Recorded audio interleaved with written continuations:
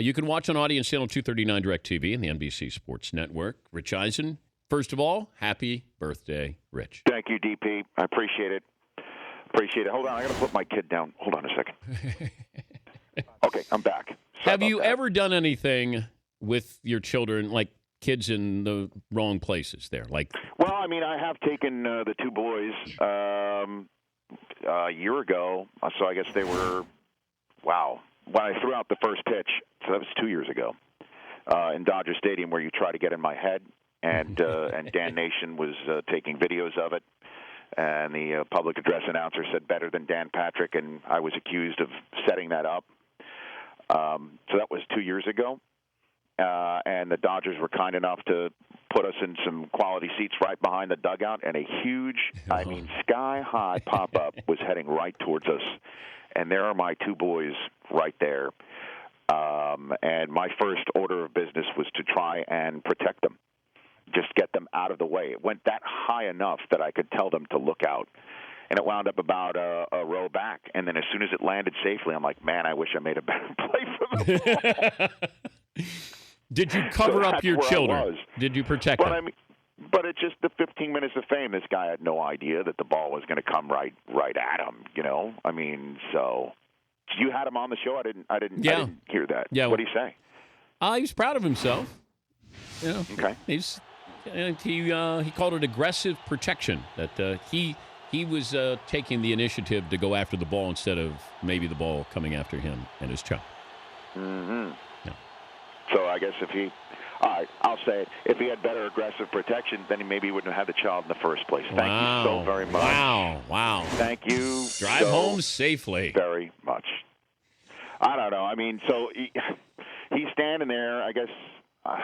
Kid, that's great. I don't even know where to stand on this because of all the places for it to happen, if it only had happened down the left field line, right? Yeah. In the outfield? Yeah. Well, this was and first the guy baseline, had yeah. a headset on, right? He was listening to the radio broadcast at the time. Yeah. I mean, would we be talking about it if it wasn't a Cubs fan? And somewhat of an interference situation, and I mean this plays into that too, Dan. A little bit, but this is he was holding a 7-month-old, feeding the 7-month-old, and made the catch in foul territory. What's more precious to a Cubs fan, protecting the 7-month-old or protecting a World Series shot? What do you think? Kids can come and go, you know.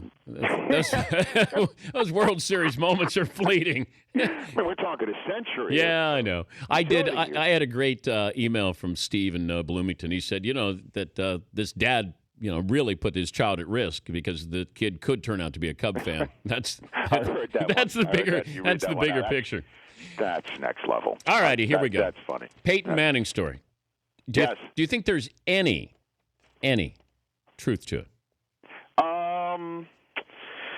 The fact that the Texans had no comment, there's a difference between saying never happened, but their no comment just shows you that they're letting their fan base sort of know that they understand that the quarterback situation needs to be upgraded, and the fact that Hoyer and Mallett have heard this, might actually help light a fire. Broncos are like, that's absolutely untrue.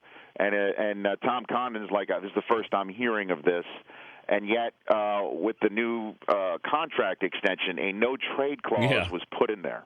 Well, I think there has to be just a little bit in there because of all the things that you're saying. There's enough nuance in there that it strikes me as maybe it was discussed. There to be there. There is.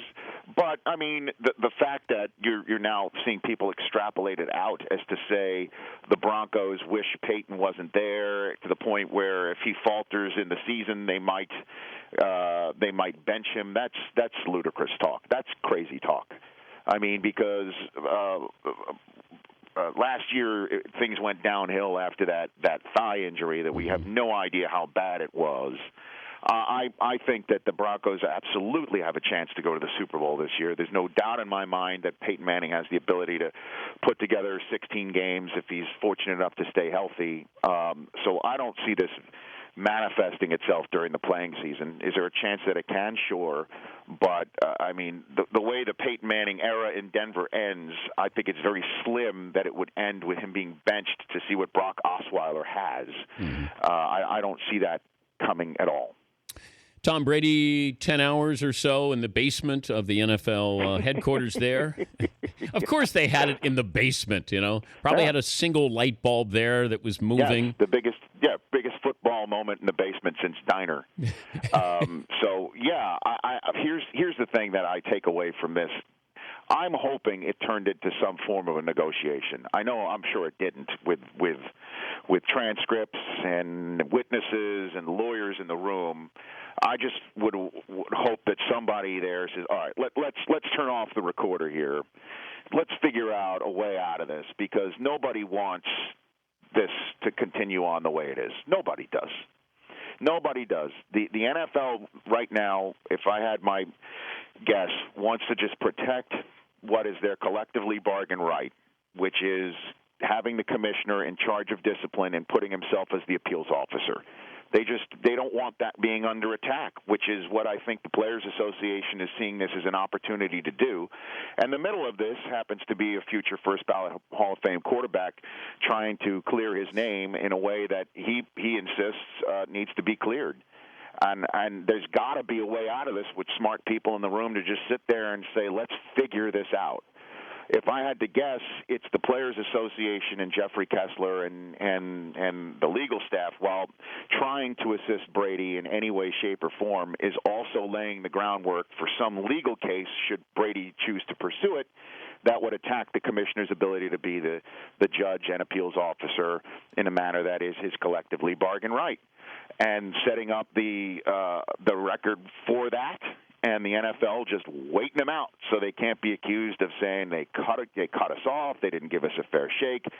And that may be the reason why it went that long last night. If I had to guess which one it is, I'd guess the latter instead of the former. Who's on the show today? On the show today, Coach Calipari, who's got 7 kids up for grabs tomorrow night. Coach Cal will be on the program. Also, Ian Rappaport, who drew that straw to stand on the street corner for the NFL Network yesterday to talk about the Deflategate, and Will Ferrell in studio. Nice. Yeah. Nice. Yeah, I think that's the booking staff's birthday present. That's, to get Will Ferrell that's great. To come in, which I'm excited, because as you know, I'll never forget the first time I met him, Dan. It was after that ESPYs that he did the Harry Carey. And, man, were ESPN executives not happy with No, Will they Ferrell. were not. But Will was completely just a regular guy, a nice guy, happy guy, because he knew he just had a great time at the ESPYs. And this was long before any of the, superb, iconic movies that he's done has come out, and he couldn't have been just more of a down-to-earth guy that he, still is. So, will there be nudity on the show? Because Will Ferrell likes to get naked. Well, you know what? I think we are rated TVMA on audience, aren't we? I don't know. Are we? You don't know? Are we allowed to have? We've had nudity on our show, but it was. What was it? Butt crack. A lot of it. Oh gosh. Yeah. McLovin. I guess it depends on whose it is. McLovin. Oh my gosh, that has to be an FCC violation of some sort. Yeah. So. Yeah. But hey, look, you're still on the air, and it's great. Maybe some man crack today with Will. Can McLovin hop a flight? Because clearly, if that's already been green-lighted by audience, Will do it. He's a performing. He's, that's true. Yeah. So I'll ask gingerly, of course. All right. Well, happy birthday. Thanks, DP. I appreciate it. It's Rich Eisen from the NFL Network and Audience Channel 239 DirecTV, where you can see Will Ferrell coming up.